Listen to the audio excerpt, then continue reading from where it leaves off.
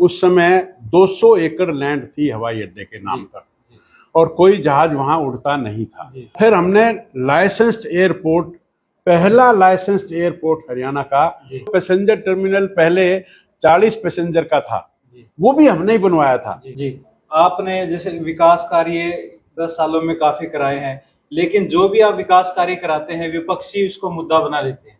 चाहे एयरपोर्ट की बात हो, नहीं देखिए ना, या आपने विपक्ष ने कुछ किया नहीं। अब विपक्ष मुद्दा बना रहा है हवाई अड्डे का। अब मैं ये कहता हूं कि जब हम 2014 में जीते थे और जब भारतीय जनता पार्टी की सरकार आई थी, उस समय 200 एकड़ लैंड थी हवाई अड्डे के नाम पर और कोई जहाज वहां उड़ता नहीं था।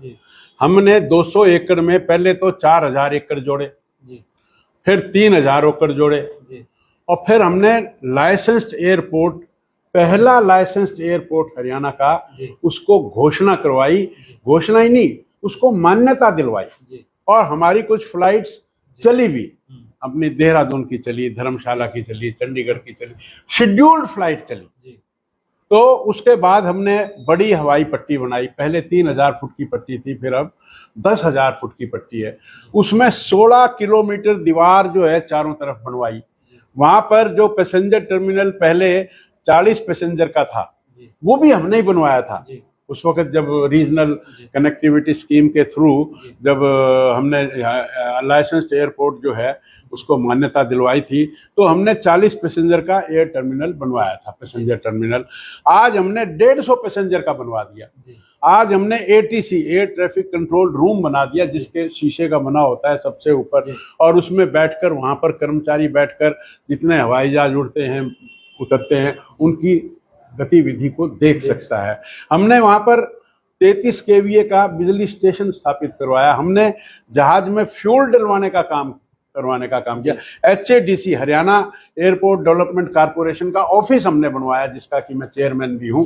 तो इस तरह के सब काम करवाकर, और माननीय मुख्यमंत्री जी ने उसका उद्घाटन भी किया।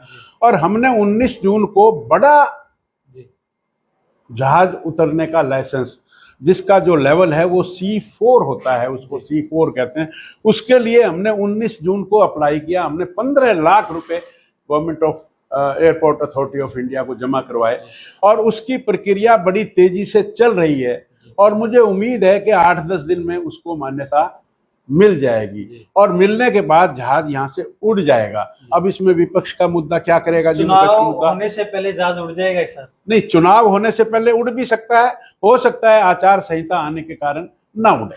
जी, तो एक तो ये मुद्दा बना रही है। हाँ जी। अब किसी भी प्रकार के दर्द से क्यों होना परेशान, जब ऑर्थो चार्ज कैप्सूल हो आपके पास।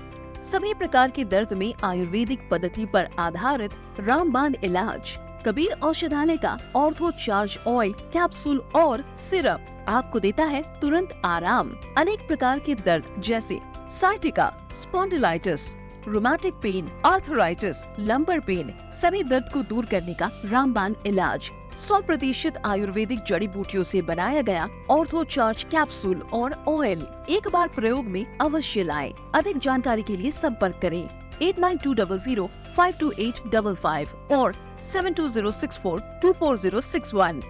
एड्रेस कबीर औषधालय, सेक्टर 14, सोनीपत, दिल्ली, NCR।